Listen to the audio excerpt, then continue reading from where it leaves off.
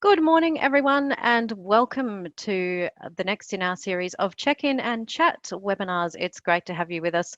My name's Caitlin McMorrow. I'm usually Vision Australia's NDIS operations lead based in our Coorparoo office, and I'll be your host this morning.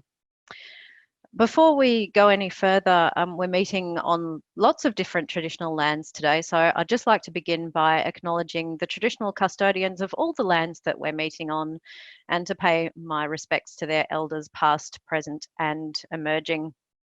I also just want to let you know that this session will be recorded, so if you'd like to listen to it again afterwards, you'll be able to find it at www.visionaustralia.org/check-in and chat. It should be available for you shortly after the session.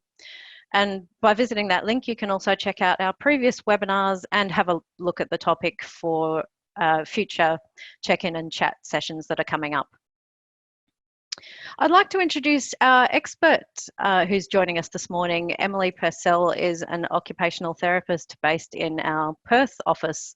She's worked with both children and adults, and she's a self-confessed neat freak, so I'm told. Morning, Emily. Thanks for joining us. Thanks, Caitlin. And it's great to have you with us. Today, of course, we're talking about organising your home. So we'll be looking at different strategies you can use to stay well organised in different areas of your home and tips on managing clutter and sorting through your stuff, because we all have too much stuff. And Emily, I know that's a topic that's close to your heart. So you'll be giving us some tips on that. I'm looking forward to that because I live in what I like to call organised as well. We'll also be talking about some of the ways that Vision Australia can help you to keep accessing support during this challenging time while we're all a bit more isolated than we normally would be. If you'd like to ask a question during this session, you can type it into the chat section of the Zoom window that you're watching this webinar in. Screen reader users, if you're joining the session on a PC, you'll be able to get to the chat section of the window by pressing Alt-H. That'll expand the chat section, and then you can type your question into the box and press enter to submit it. Just a reminder to keep your questions general. We just ask you not to share personal information about yourself that you might not want other people to see, and we'll try and get through as many questions as we can in the time available. So let's kick off with our first topic. Emily, I guess one of the areas that we all spend a fair bit of time in at the moment is our kitchens. And with a lot of grocery items still being quite hard to get, a lot of people are relying on online delivery. So it's important that we can keep track of what we've got in the cupboards and stay organised and things like that. I wonder if you might start by offering some tips on how we can keep our kitchen storage organised so that we know where to find things. Yeah, sure. So I think it can actually be really hard to keep track of what we've got. And I know even I've been quite prone to buying an extra jar of peanut butter, even though I've already got 2 in the cupboard. I think that's a really common issue. So I think it's important to keep your kitchen really organised. And that's because it saves time. It can help you with telling the difference between, similar items. It can also help you to be more independent because you won't need to borrow somebody's eyes to work out which jar is which. And it also means you're less likely to have unexpected spills and smashed crockery and that kind of thing. So I've got some tips, and these have worked for lots of my clients, but they're also things that I use and things that I've seen in other people's homes. So the first thing is to have consistent item placement. So this just means that everything in your kitchen needs to have a designated place, and you should always return things to that place once you've used them. Easier said than done though. The other thing is to store like things together. So all the canned food together, all the vegetables on one shelf, all the baking ingredients all together, all your plastic containers together, and that just helps keep things a bit more predictable. Another tip that's good is to use to have all your regularly used items accessible and near the front. So that might be the front of the cupboard or the front of the shelves, or you might keep them out on the counter, and then put rarely used things at the back. And that just saves you digging through things every time you need to use something. So if you are organising your food, lots of people I know like to buy, several of the same items so that they're kind of stocked up and ready, or maybe they've got a big family, so they've got quite a few groceries that they need to have. Store duplicates behind each other in a row, like at Coles and Woolies. When you go and you want to buy a tin of tomatoes, they're all stored behind each other. That can help you just to know how many you've got. And actually, you should probably remind me later to put my peanut butter in a row, because I've got a couple hiding in the cupboard somewhere. One thing that is really helpful is labelling. So for clients that I work with that have a vision impairment or are blind, labelling is just so important. And this looks different for different people, different levels of vision and different preferences. So first of all, label everything as soon as you get home from the shops or as soon as you receive your delivery. And actually, you might even like to label your shelves, especially if you get somebody to help you unpack the groceries, because then you can make sure they get it right too. Some ways you can label, you can, if it's accessible to you, you can use large print. So thick, dark texture, thick black texture on white sticky labels and pop those on your grocery items. You can use braille labels if you're a braille user. You can develop a tactile marking system. So this might mean, a different number of lucky bands to represent different types of cans. For example, one lucky band might be the tinned tomatoes and two might be the baked beans. Or you can use tactile dots or tactile symbols, some sort of system that you can remember. There's also some access technology that's really good for labeling as well. So there's the ID Mate Galaxy. This is like a barcode reader. It's kind of like a remote control when you hold it in your hand, but it actually scans barcodes and then announces what the product is and a little bit of information about the product too. So then as you're unpacking your groceries, you can scan each of your items and then you can put it away in the spot that you've designated for that. And then also when you're about to start cooking, you can scan things again just to double check. There's also the pen friend, which is a similar kind of piece of technology, kind of like the size of a pen. You record your own labels with that one. You stick a label on a can or a piece of grocery item, and then you can use the pen to actually record a label, and then it will read it out to you when you scan it again. So there's lots of different labeling systems, but I think labeling is a big must when it comes to organising your food. Yeah, definitely. I know we've got ours is an older model ID Mate, but we've got one of those at home and we use a lot. And I assume it's the same with the newer ones, but with ours, if there's an item in there that, or you scan an item that it doesn't already have in its database, you can record your own label for it as well, which is quite good. Yeah, that's right. So it has a huge database of products, but yeah, you can also label you can sort of record your own labels, your voice saying whatever the product is, if it's not on the system. You can also use that to label stuff that doesn't already have a barcode on it. So if you were going to store, say, your pasta in a plastic container or a Tupperware container, you could then label that and record your own label for that. That's quite handy. And speaking of plastic containers, I know this is probably, most people that I know, this is the messiest part of their kitchen, that one cupboard where you put all of the Tupperware, all of the plastic containers, and you can never find the lid for the container you want to use. Yeah, they never stay stacked up, do they? That they never do. That's so true. So I think if that's the area that you need to organise, I think first of all, go through and make sure everything actually has a lid. If it doesn't have a lid, it's got to go. And then you can sort them in whatever system works for you. So it might be that you sort them by size or shape. You've got one shelf for the circle containers and one for the rectangle and square ones, or by what you use them for. So you might have all the kids' lunch boxes in one section, and then all of your takeaway type containers on a separate section. And one tip that I use, if you have lots the same, which I do, stacking them all together and then placing all the lids in the top one can help save a lot of time. That's a great tip for me, because I'm that person who opens up the cupboard door and has a cascade of Tupperware just tumbling out every time. So I think that's common. I'll definitely be adopting that one. A lot of people, I guess at the moment too, are also doing one like big weekly or fortnightly shop rather than ducking out to get one or two things. You talked about sort of the whole thing where we all end up with 2 jars of peanut butter or 2 jars of spices and things like that. Do you have any tips or strategies for people on making a shopping list so they can actually keep track of what they need and what they've got already? Yeah, so these new restrictions I think have changed the way lots of people shop. And I think it's at this time especially, it's important that we do a bit more planning around our grocery shopping. And that's especially because we want to spend as little time as possible in the shops. And also we don't want to end up with our cupboards overflowing. So I think one great way to go about this is to plan your meals for the week ahead. And then you can buy only what you need for those meals. So I know a lot of people, just like to wander around the shops, see what there is, get this and that, and then put together meal ideas as they go.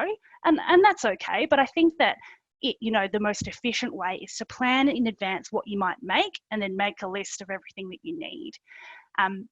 This prevents a lot of waste, and then you can get in and out of the shops quicker. It also means that you have everything ready that you're going to need to be able to cook during the week, and you don't have to make a decision every night about what you might cook based on what you've got.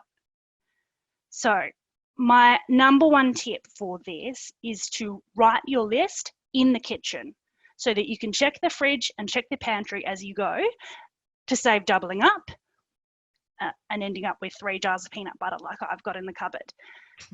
It saves you money because you haven't got 3, and it also makes sure you don't end up with 30 tomatoes in the fridge that are all going bad and you can't use them in time. So for your list, again, use a thick black texter, large print, as big as you need, or use the Notes app in your phone. You can even type it on your computer and print it out in large print, or use your computer software or your software on your phone to read it out loud to you while you're at the shops, whatever works for you. So I think one handy thing actually that I found recently is that the Woolies, Woolworths and Coles actually have their own app that you can use on your smartphone. You can also go on their website for this if you're not a smartphone user. You can use their app or website to put a list together from the products that the store actually sells. So this can actually be really helpful if you're on a budget because it adds up the total as you go, but it also saves your list. So then next time you go to write a list, you can see what you bought last time and buy this and buy the same list or edit that list, which is really handy. It also tells you what aisle everything's in. So that's super handy because it saves you wandering around looking for something. It'll tell you, that the jar of sauce that you've added to your shopping list is in aisle 6, and as well as all the other things are in aisle 6. So it saves lots of wandering around. So I found those apps to be really helpful recently. That's great. Some great tips there. And I guess the other thing too with the Notes app on a smartphone is that you can often share your shopping list note with other members of the household. I know we do that so that other people can add to the list as we go, which can be quite handy. Yeah, that's a great idea.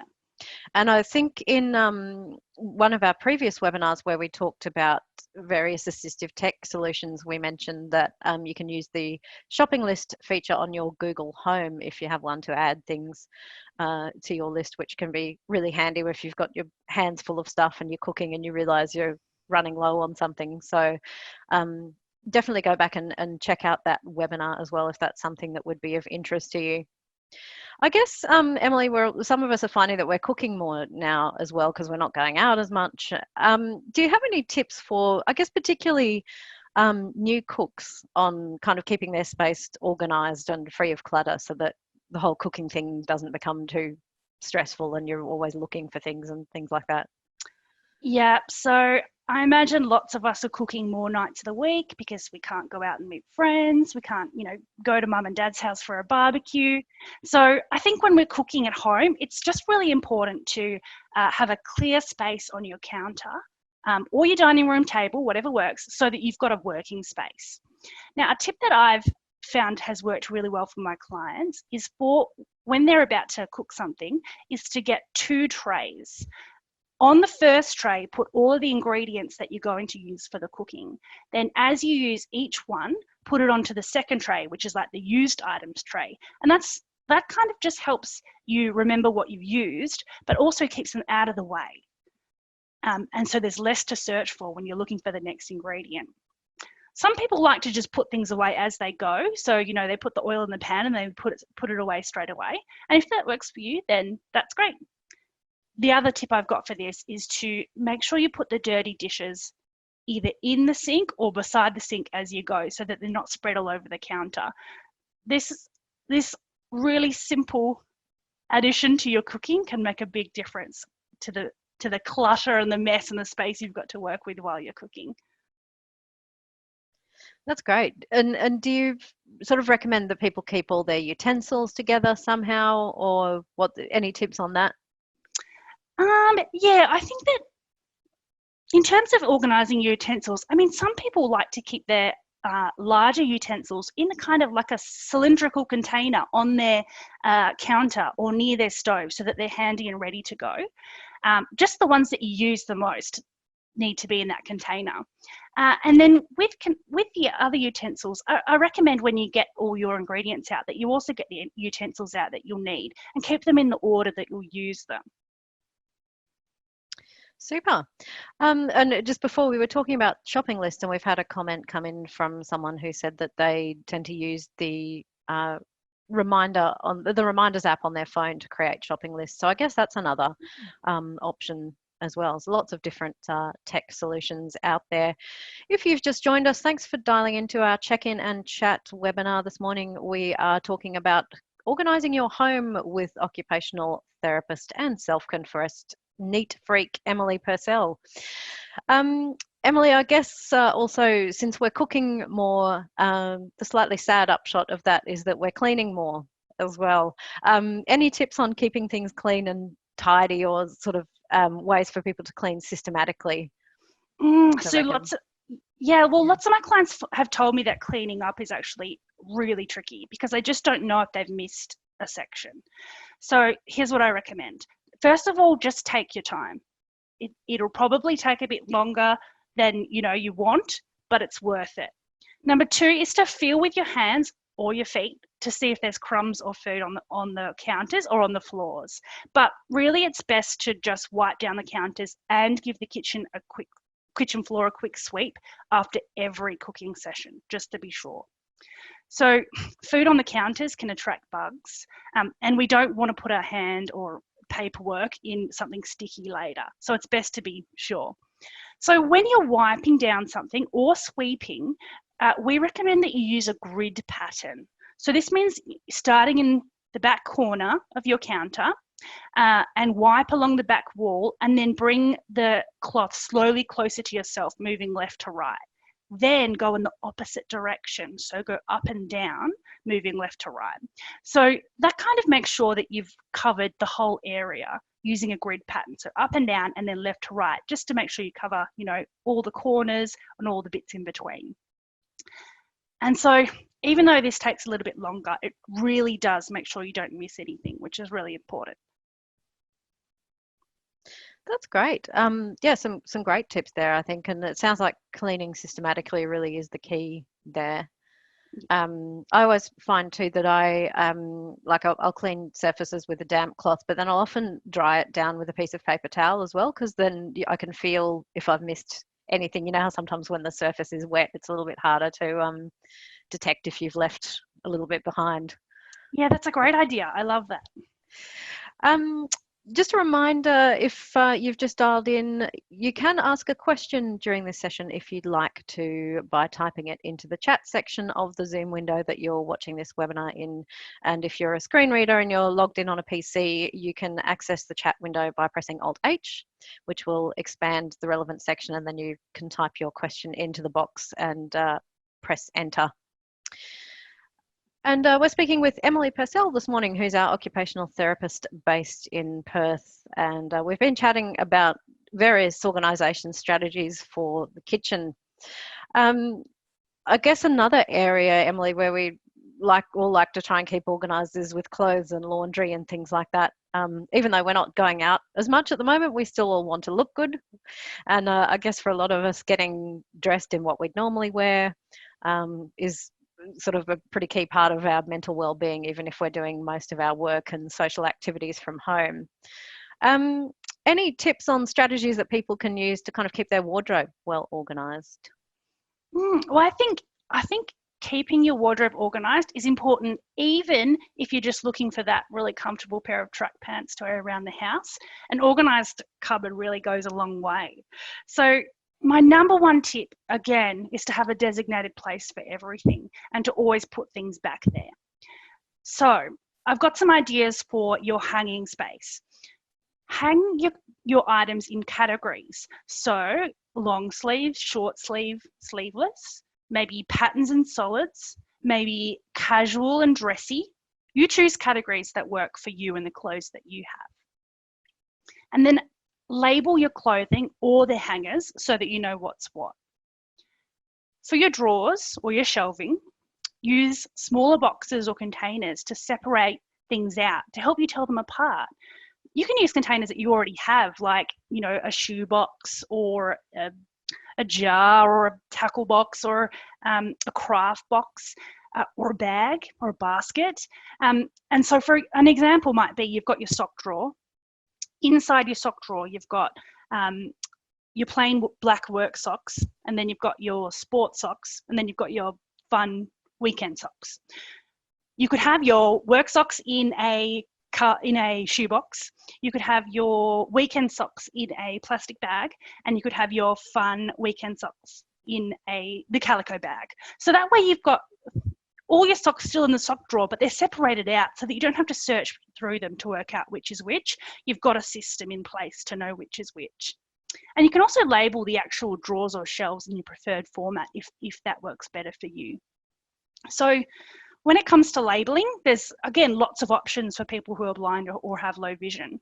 So for labeling clothes, you can use technology as well. So you can use the two items that I spoke about earlier, the pen friend. So it's like a little pen where you stick labels onto things and then record yourself saying what that item is.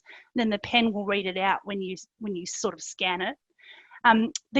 These actually have washable labels, so you can have a label on each item of clothing and then record yourself saying what each one is, and then scan it each time you find the red top, and it will say red t-shirt. So that can be quite handy. And the other thing is the ID Mate that I spoke about earlier. That also has laundry labels that you can attach to your clothing and record yourself saying what each item is. There are lots of other ways to label your clothing too that don't involve technology. So you could, if you're any good at sewing, you could sew a little knot or a cross or a button onto the inside of a piece of clothing to be able to tell two similar items apart. This can also help you to find the back of a piece of clothing if you've got something that doesn't have a label on it. You can also use different shaped buttons to identify clothing by colour or by type. There is a brand that makes specific buttons for this called Identi buttons, and they're different shaped buttons for identifying clothing. Each shaped button represents a different type of clothing. So maybe the square one is dark blue, the circular one is red, that sort of thing. Or you could just go to a craft store and buy some different types of buttons to sew on. Some people, not as handy with sewing, like to use a safety pin type identifying system where they pin, a small safety pin to the inside of the clothing somewhere inconspicuous. And the number of pins helps to identify what colour a particular item is, or, what it's made of, or whatever sort of sorting system you've used. A lot of people find colour to be quite helpful. So maybe one pin is blue, two is red. And a tip for that one, use no pins on the colour that you have the most of, like black, so it saves a bit of time. And also make sure you buy anti-rust pins because you'll be putting them through the wash.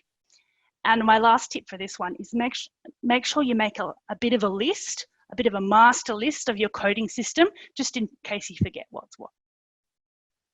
Excellent, some fantastic tips there. I love the tip on the socks. I always feel like socks are the bane of every blind person's existence because they just never stay put and never seem to end up in pairs.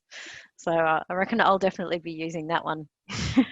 Um, do you have any tips on matching up colours so that people kind of feel confident when they're choosing an outfit? I know you've talked a little bit about Mm. labeling clothes and things like that, but I guess a lot of us don't have, often we'd check with a sighted friend whether the outfit matches and things like that. Whereas at the moment, we don't all have quite as much access to that as we normally would. So, any tips on people sort of feeling confident that they're matching up their colours okay?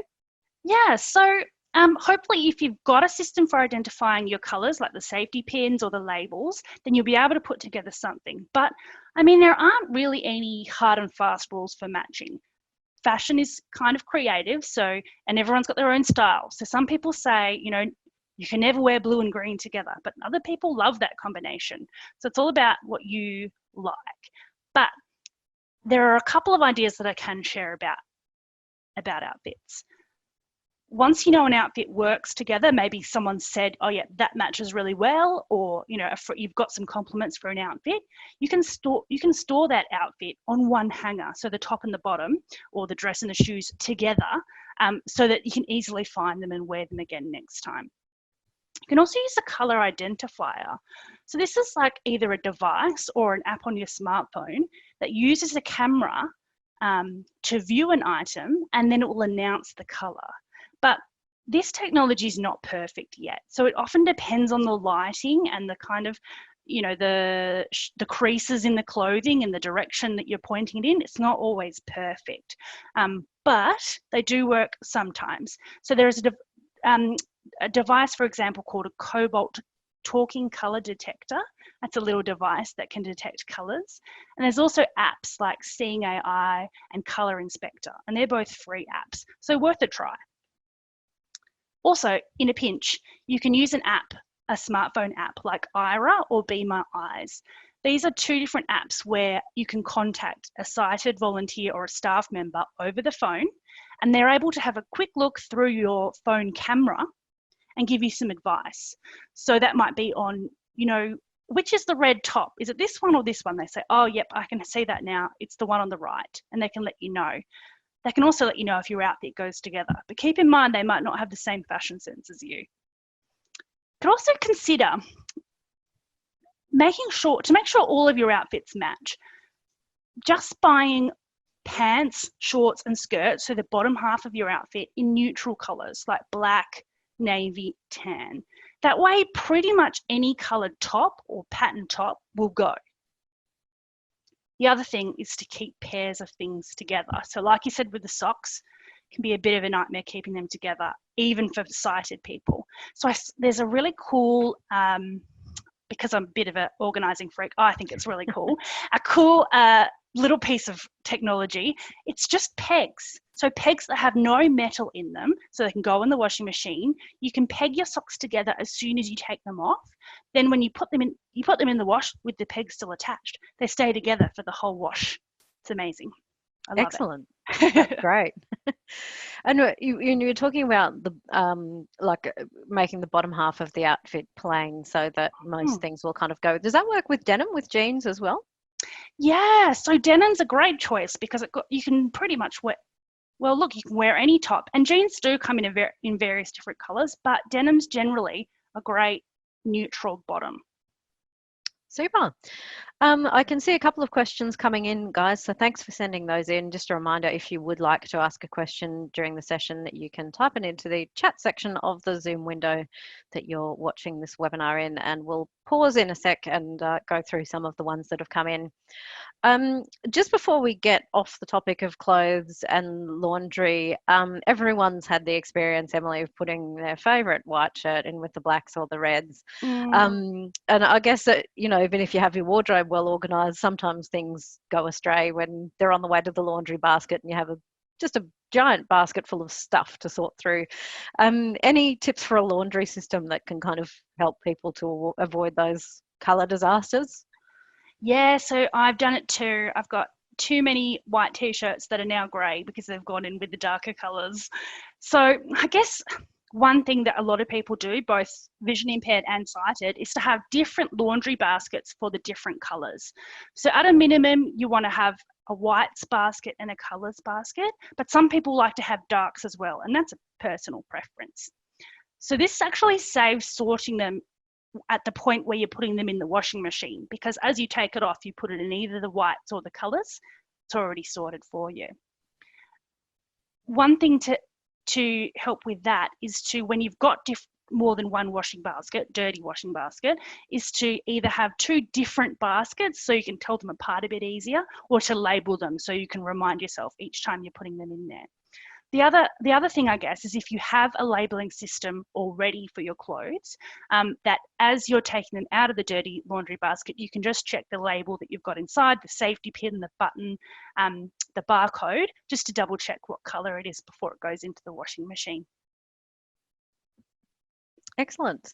And I don't think Emily mentioned this one, but another one of my tips is that when in doubt, wash on cold, because I always find colours are less likely to run when you wash in cold water. So if you put something accidentally in with the load you didn't want, sometimes that can be a bit of a saviour. Yes, well. It definitely is. We might pause for a moment, Emily, and answer some of the questions that have come in. So thanks, guys, for sending these in.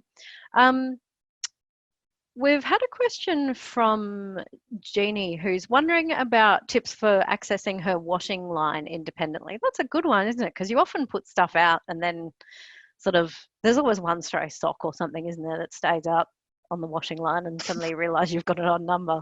Maybe that's just me.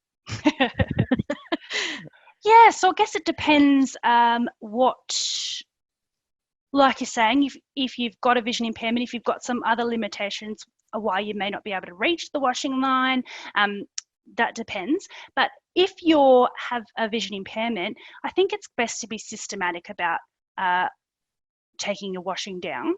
So making sure that you feel, from left to right on each line of the washing line, just to make sure that you've got everything. Like you say, Caitlin, it's really easy to miss a sock, even if you're sighted, because if you're in a hurry, it's easy to miss. Yeah.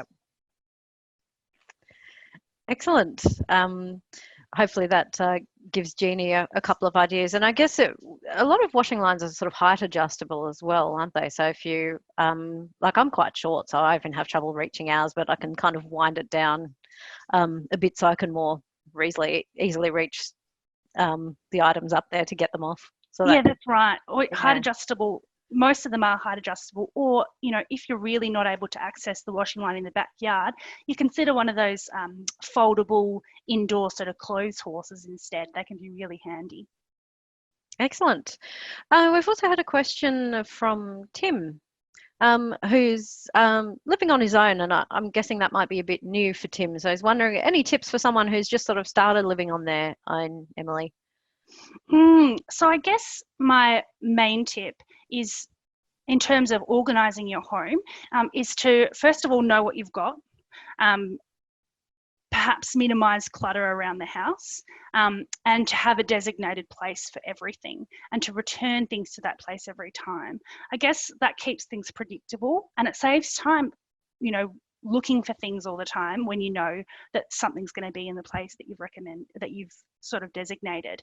A really handy tool is, if you find yourself during the day lots of the time thinking, oh, I could really use a pair of eyes, is to use something like the Be My Eyes app or the Ira app, to get on the phone and chat to a volunteer or a paid staff member who can just quickly look through your phone camera and give you some information. So if you've got a smartphone, that's a really handy thing to have when you live alone.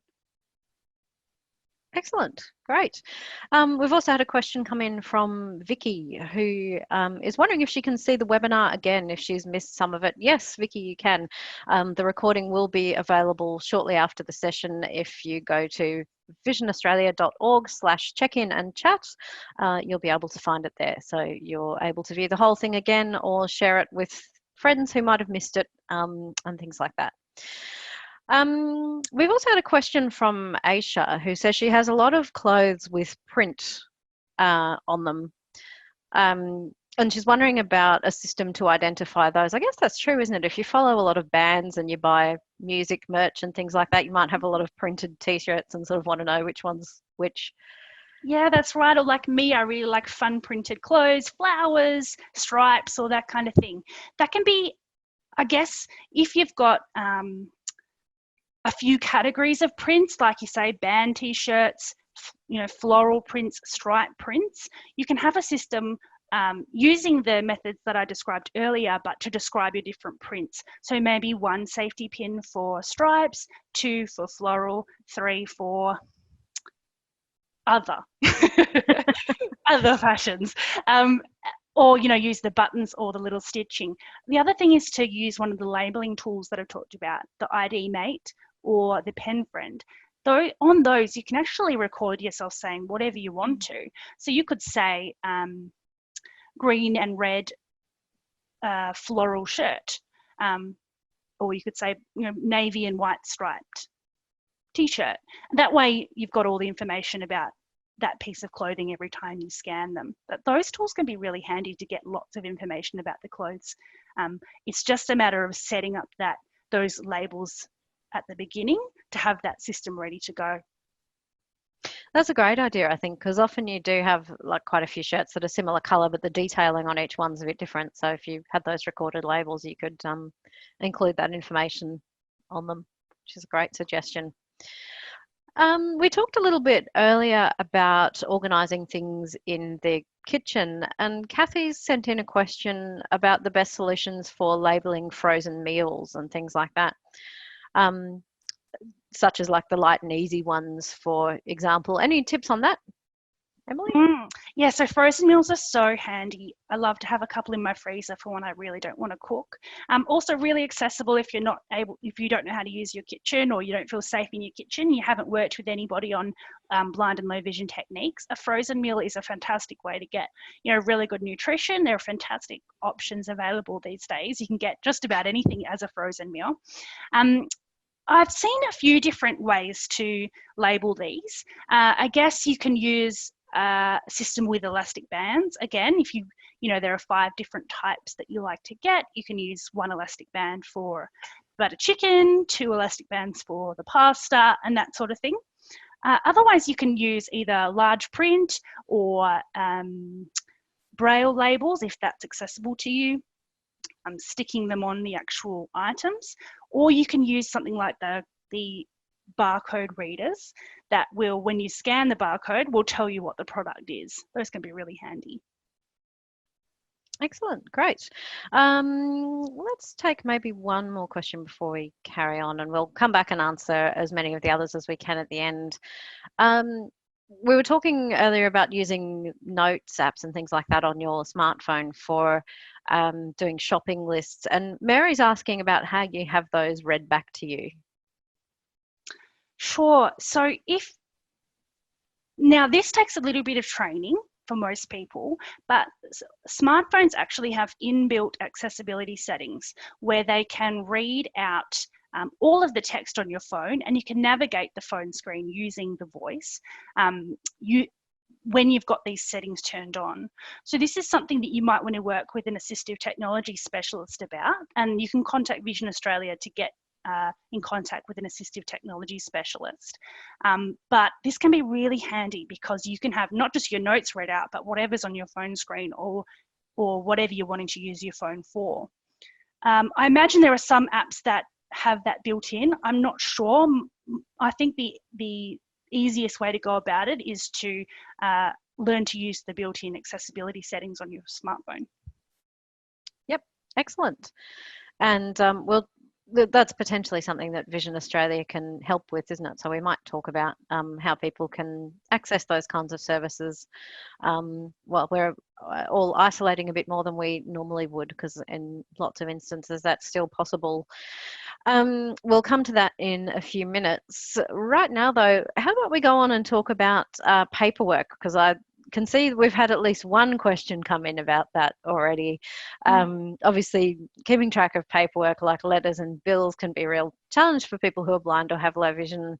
And I guess, as we were saying earlier, we might not have the same level of access to a sighted person to help read things and things like that as we usually do at the moment. Can you talk about some of the ways people can organise letters and bills and other paperwork so they can organise things and find them again? Yeah, sure. So even though, we're moving into a really digital world where we get things by email and online, there always seems to be paperwork around the house. mail, bills, medical reports, instruction manuals. There's always going to be paper. So I have a few tips to organise your paper. Now, if you do need access to printed material, if you're not able to read a printed document, that's another thing to get in touch with Vision Australia about, to work with someone on some assistive technology that might help you. But in terms of organising paper, I recommend having a to-do tray or folder that you can use to keep track of the paperwork tasks that you need to do. For example, unpaid bills or letters you need to send, those kinds of things. As soon as you open a piece of mail or you receive a piece of paper, first of all, throw out the envelope, not useful, and then file the document either in your to-do tray or in your filing system. Kind of takes care of it straight away, and so paper's not lying around. Now, for your filing system, I recommend having separate files for different types of paperwork. Just helps keep things organised. Or you might use a filing cabinet that's got sections, depends what you've got at home. So some examples might be, you might have one file for all your instruction manuals and warranties. You might have another file for personal documents, another one for the car, another one for the house, those sorts of things. And there are a few ways you can organise those files. One is to colour code them if that's accessible to you, have a different colour for each one to help you remember. You might like to use large print labels or braille labels or tactile symbols on each file to help you identify which is which, and then keep all your files together on one shelf in a place where you're most likely to need to access them. So in the study, or if you've got a file of recipes, that would be in the kitchen and that sort of thing. So some people really like to digitize their paper records just to make sure that they've got a copy of them, and that's something you can do with a scanner or a document scanning app on your smartphone as well, if you'd like to have digital copies. Also, go through your paperwork every now and then and shred or recycle things that you don't need. So catalogues that come in the mail, old bank statements, and that kind of thing. Excellent. Yeah, definitely some great tips there for organising paperwork. It sounds like that filing system thing is really the key to keeping it well sorted. We've talked a lot about keeping the various spaces in our home clean and tidy, but I guess one barrier to that is that we often don't really know what we should keep and what we should throw out. Do you have a system that you like to use for decluttering? Yes, I do. So I think that the first step to having a really organised home is to do a bit of a clean out. So, I mean, thinking about and tackling the whole home at once is probably really overwhelming. So if you're wanting to do some organising and decluttering, then I recommend just choosing one space or one room to focus on. And then you can even break that down further just to one shelf or one corner of the room to make it an achievable task that you can tick off, and then move on to the next one next week or whenever you've got more time to do some decluttering. So this is my technique. I first recommend that you take everything off the shelf. So say you're doing one shelf of the kitchen, take everything out. Then you want to sort it into 3 piles. So pile number 1 is things to keep. The second pile is things to throw away. So old stuff, expired food, broken stuff. And the third pile is things to pass on. So this is either things that you'll never use or duplicates, like for example, if you live alone and you've got 15 coffee mugs, probably can pass some on. So of course, not everything in our home has to be, useful. We all like to have meaningful things and pretty things in our home just because. So I think it's a good rule that, keep it if it's useful or if it makes you happy. Another rule is if you haven't used it in the past 12 months, you probably don't need it. Now, with your pass on items, there's a few things you can do with those. You can give them away, you can sell them, or you can donate them to charity. So you've got a few options there on how to get rid of those things that are, still okay, still in working order, but that you don't need or want. So I guess if you're not sure what's what when you're going through a shelf, this might be a task to do with a family member or a friend or a support worker, so you can borrow their eyes to work out what's what. once things are minimized and you know what you've got, it's so much easier to get organized and have things in designated places so that you don't spend time searching through 100 things, and then you can just get on with what you need to do around the house. Yeah, that's great. And I was just thinking when you were talking about like perhaps doing that task with a family member. I know if I haven't got access to someone to give me a hand with that, I have a ask a sighted person box, which various items go in when I'm either not quite sure what they are, or if they're clothing, you know, when I'm not sure if they're a bit washed out and things like that. So that can be another solution too, I guess, if you don't have immediate access to someone. Yeah, that's a great Um, idea. Have an ask a sighted person. So next time somebody comes to visit, you can ask, yeah. what's this? What's this? Great idea. Love that. Excellent. All right, we've talked about lots of different strategies for keeping things organised at home. I'm wondering if you can talk a little bit about what Vision Australia is doing to provide supports and services to clients at this time.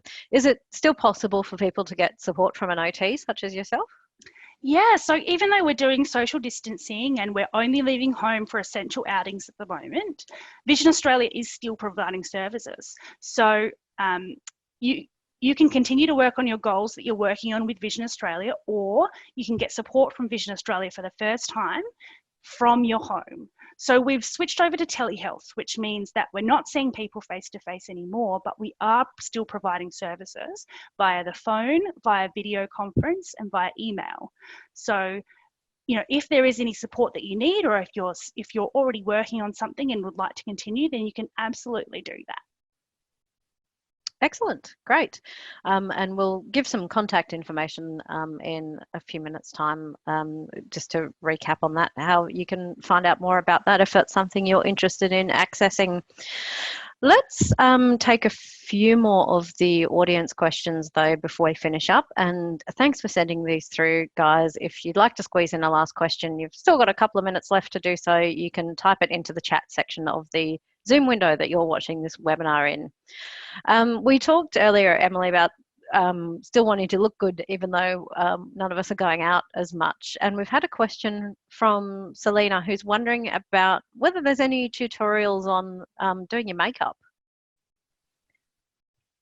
Yeah, so that's a great question. I actually work with some of my clients on doing makeup one-on-one, and that might be something you can do with an occupational therapist over video chat, which is something I've done with clients, which is actually really fun. There's lots of tutorials online, but if you search on YouTube, for example, on makeup tutorial vision impaired, there's actually a couple of makeup artists who are vision impaired who gives really specific instructions, really well verbally described on how to do makeup, and lots of different tips. But also if you want to work one-on-one with someone, an OT is a great place to start. And that's potentially something we could do via telehealth, right? Yeah, that's right. So I've actually got an appointment on Friday with somebody, and we're doing makeup over telehealth. So she's completely blind, but she really wants to be doing her makeup again like she used to. So we're going to be meeting up at a set time. She'll be on her computer and I'll be on mine, and I'll be able to see her, and we'll talk as though we're on the phone, and I'll see what she's doing, give her advice, give her feedback and instructions on how to do her makeup. So it's pretty exciting. Great. You can still have a makeup day even in self-isolation. Love it. That's right. We've also talked a lot today about kind of having different systems in place to sort of manage your stuff. And Ben's asked a really good question. He said, how do you get other people in the household to adopt your system when it's new? That is tricky. That's a hard one. And it is tricky when you live with someone that's not as organised as you, or doesn't recognise what your needs are in terms of their vision impairment. So I think it's really important to have a frank and honest conversation with the people you live with about how important it is that things are in the place that you expect them to be. And hopefully that'll encourage them to put a bit more effort in. But I guess the reality is that some people are just not wired that way. But if you have a conversation with them, hopefully they can put a bit more effort in, because it honestly does, I understand, does save so much time when things are in the place that you expect. and saves a lot of frustration when things are moved around without you knowing. Do people ever have like a swear jar system where you don't put something back, you have to put 10 cents in That's the a swear great jar? idea. That's right. There should be penalties. You could potentially become rich pretty quickly, Ben. Yeah, There you that's right. go. Maybe implement that one. Kylie was, we talked earlier about the Be My Eyes app as something you can use when you need access to a sighted person to verify the color of something or read something for you. And Kylie said we mentioned another app and she wasn't sure of the spelling of it. I think that was Ira, wasn't it? Yeah, it was Aira. So it's spelled AIRA. That one's a subscription app. It's slightly different from Be My Eyes because Be My Eyes is run totally by volunteers. So anybody in the world can download the Be My Eyes app and become a volunteer and receive calls from vision impaired people. The difference with Ira is, although it's a subscription, so it is paid for, they actually employ people to help on the helpline and give them special training in how to audio describe things for people that have a vision impairment. So you get more consistent and better support from the people from Ira, but Be My Eyes is a great option if you're not up for paying for a subscription. Excellent. So, yep, AIRA for that one, and you can search for it on the App Store, the Apple App Store, or the Google Play Store. And they have a website as well, which you can visit. And last question from Aisha, who's wondering about any tips you have for organising CDs and DVDs. Yeah, so this is common with a lot of the clients that I've worked with. Obviously, all your CDs are the same shape and size, and same with your DVDs, so it can be pretty tricky to tell them apart. The best system that I've seen is to label them. So whether that means large print labeling because the text on them is not large enough to access for you, so using a thick texter on a white sticky label and popping that on there, braille labels. The barcode readers are great because CDs and DVDs do have barcodes on them. So the Galaxy ID Mate is great for that. Scan the barcode and announce what the product is. And if it doesn't have it in the system, you can record yourself saying it so that you can identify it next time. And the pen friend's good too, but you will have to label all of your CDs with a recorded label on each one. So a bit of technology or labeling is the best way to go for your CDs and DVDs. Excellent. And do people usually sort of like alphabetize them, or do they generally put them into categories, or what do you find clients generally do? So it's kind of down to what you prefer. Alphabetizing can be good, especially if you know what you've got.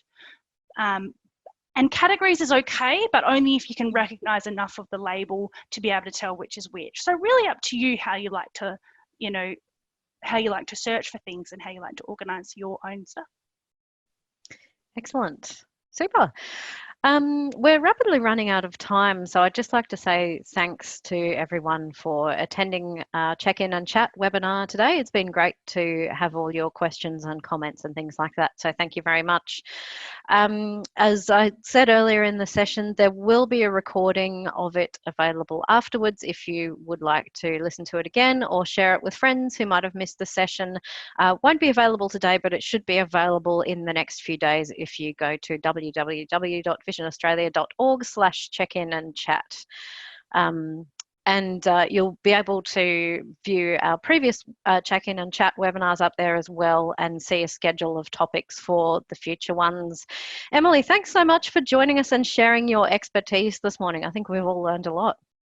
Thanks for having me, guys. No worries. And just a reminder, everyone, that Vision Australia is offering services via telehealth, which can be conducted through phone, video conferencing through platforms, the Zoom platform that we use for our webinars as well, or it can be email or a combination of those technologies. So if you need support in getting your technology, your computer, your iPad, things like that set up for telehealth, you can contact Vision Australia's Assistive Technology Help Desk. And if you'd like to find out more about what services are available, you can contact us for that as well. So the phone number is 1300 847 466, or you can email info@visionaustralia.org and we'll help you to get set up. I'd also like to invite you all to join us on Thursday for the next Check-in and Chat webinar. It starts at 2 p.m. in the Eastern States, so 1:30 in South Australia and the Northern Territory, and 12 p.m. in Perth. And we'll be speaking with physiotherapist Aimee Tan about maintaining your bone health while you're in isolation. So that should be a great one as well. Hope you can join us then. Thanks again for dialing in, everyone. Enjoy the rest of your Tuesday, and we'll see you again soon.